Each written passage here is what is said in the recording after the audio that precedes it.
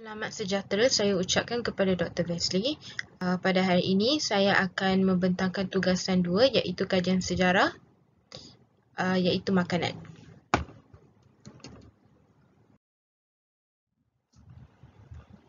Nama saya ialah Nur Farah Syazwani binti Ahmad Fazal. Saya berasal dari Pulau Pinang.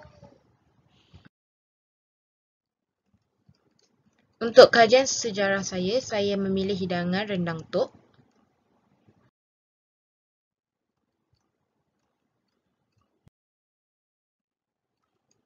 Sejarah rendang tok. Rendang tok ini berasal dari Kampung Pisang yang terletak di Batu Gajah, Perak.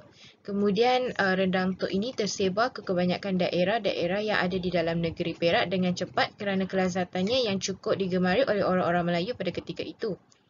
Rendang tok ini ialah sebuah hidangan Melayu tradisional yang mempunyai cita rasa dan kelazatan yang tersendiri tanpa dicampur bahan pengawet dan perasa tiruan.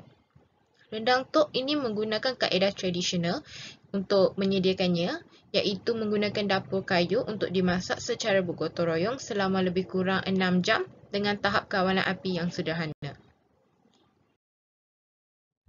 Bagaimana rendang tok mendapat nama? Rendang tok mendapat nama kerana sejak dari dahulu lagi rendang tok ini dimasak oleh orang-orang tua yang digelar dengan nama tok pada pangkal nama mereka. Jadi dari situlah dikatakan nama rendang tok itu diambil sempena memperingati jasa orang-orang lama dan memperkenalkan serta mereka yang lebih arif dalam cara bagaimana untuk membuat dan memasak serta mengekalkan rasa rendang tok yang sedap. Kini, resepi rendang tok sudah diturunkan kepada orang-orang muda untuk diwarisi agar tidak ditelan arus zaman moden. Bahan-bahan asas untuk membuat rendang tok. Bahan-bahannya ialah daging lembu atau daging kerbau, bawang merah, bawang putih, batang serai, cili kering, biji ketumbar, jintan manis, jintan putih, lada hitam, kayu manis, buah keras, santan, kerisik, bunga lawang, bunga cengkeh, buah pelaga, asam gelugur, daun kunyit, halia, kunyit hidup, lengkuas, garam, gula melaka. Cara-cara untuk menyediakan rendang tok.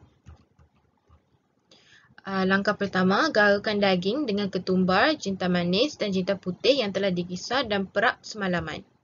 Langkah seterusnya, setelah diperap, masukkan daging yang diperap ke dalam kuali, masukkan sedikit air dan masak dengan api perlahan hingga daging tersebut empuk. Angkat dan ketepikan. Kemudian panaskan minyak dalam kuali dan tumis bahan-bahan yang dikisar bersama kulit kayu manis, bunga lawang, bunga cengkeh dan bunga pelaga hingga naik bau dan pecah minyak. Selepas itu, masukkan daging dan gaul rata. Masukkan santan dan kerisik, kacau tanpa henti dengan api yang kecil.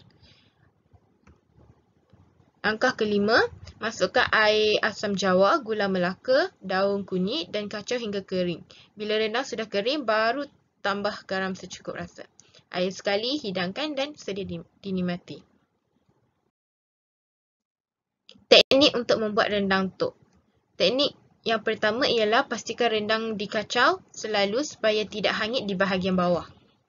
Yang kedua, rendang ini lebih sedap rasanya selepas sehari dimasak kerana rempah ratusnya semakin meresap ke dalam daging.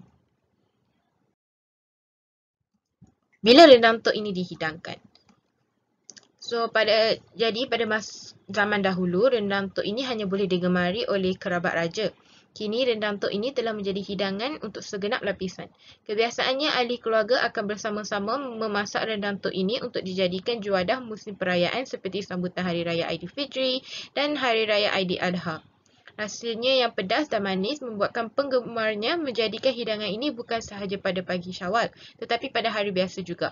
Penduduk kampung bergotong royong dan bersama-sama memasak rendang tok untuk menyambut satu majlis seperti majlis kenduri kahwin atau majlis kesyukuran kepada tetamu yang hadir.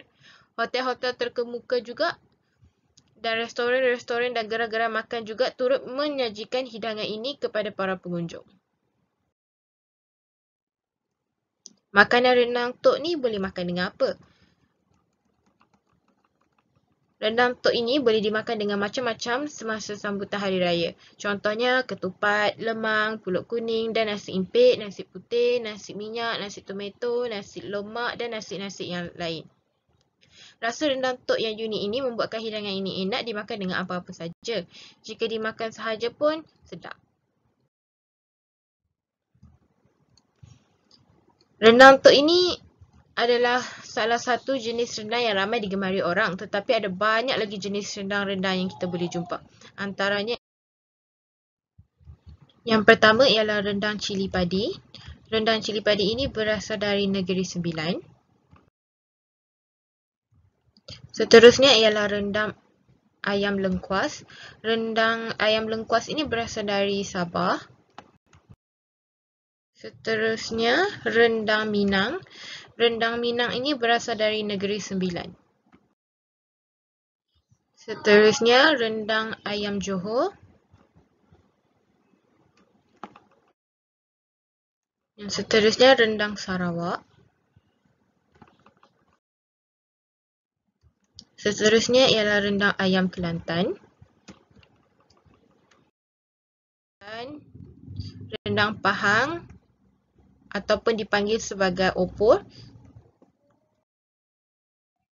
Rendang dendeng. Rendang dendeng ini berasal dari Perak.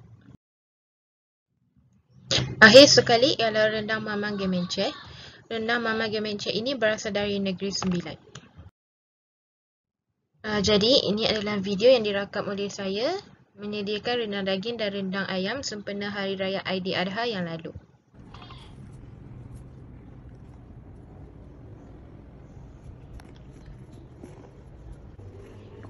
Ini adalah daging dan ini adalah ayam.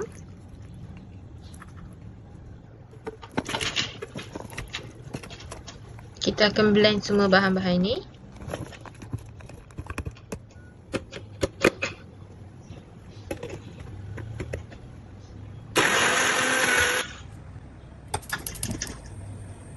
Kita panaskan ini, dah masukkan minyak. Masukkan bahan-bahan yang telah di blend tadi.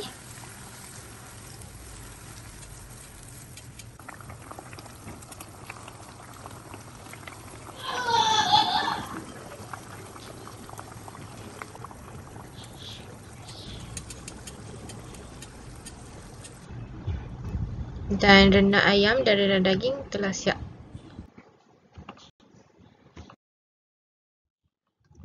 Kesimpulannya, rendang tok ini merupakan makanan yang telah lama wujud di kalangan orang Perak dan telah tersebar ke negeri-negeri yang lain dengan meluas.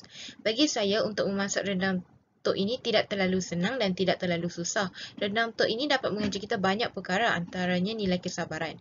Untuk memasak rendang tok ini, ia mengambil masa yang agak lama untuk menyediakannya berbanding dengan makanan hidangan yang lain-lain. Bahannya mudah tetapi memerlukan kesabaran dan disiplin yang tinggi semasa menyediakannya.